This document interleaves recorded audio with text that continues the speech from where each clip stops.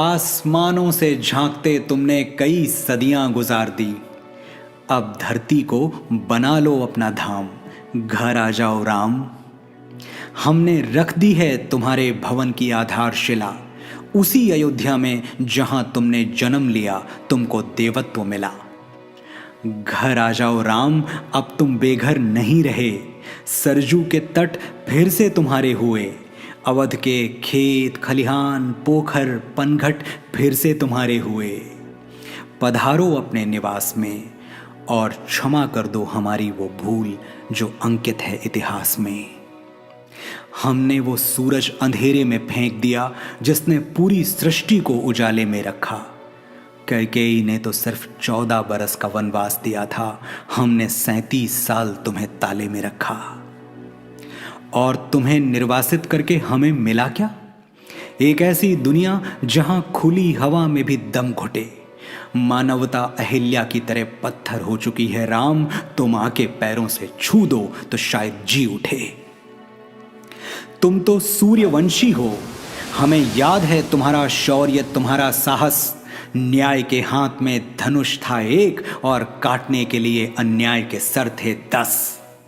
हे महानायक मर्यादा पुरुषोत्तम इक्ष्वाकु कुलभूषण, तुम्हारे बिना फीकी है अवध की शाम, घर आ जाओ राम। हम वचन देते हैं तन मन और प्राण से कि तुम्हारा घर बनाएंगे बड़े शौक और बड़ी शान से। दीवारें इतनी मजबूत कि भेदभाव का रावण भेद न पाए, दरवाजे इतने ऊंचे कि ऊंच नीच के दानों से लांघा न जाए। तुम्हारा शयन कक्ष वहां होगा जहां किसी बेबस की सिसकियां नींद में भी सुनाई दें, और तुम्हारी छत इतनी खुली होगी कि तीज का चंद्रमा और ईद का चांद दोनों दिखाई दें। तुम्हारी खिड़कियों पर बैठे परिंदे दोहराएंगे विश्व शांति की सरगम, और महल के प्रवेश द्वार पर लिखा होगा वसुधैव कुटुंबकम। एक आंगन भी होगा, वहां बैठकर गाए जाएंगे कीर्तन भजन और खड़े होकर जन गण मन।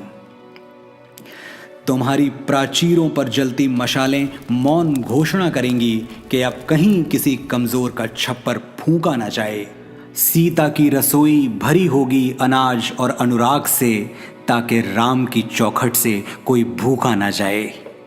हमने रख दिया तुम्हारे भवन की नींव में पहला पत्थर, अब और न सताओ धनुर्धर।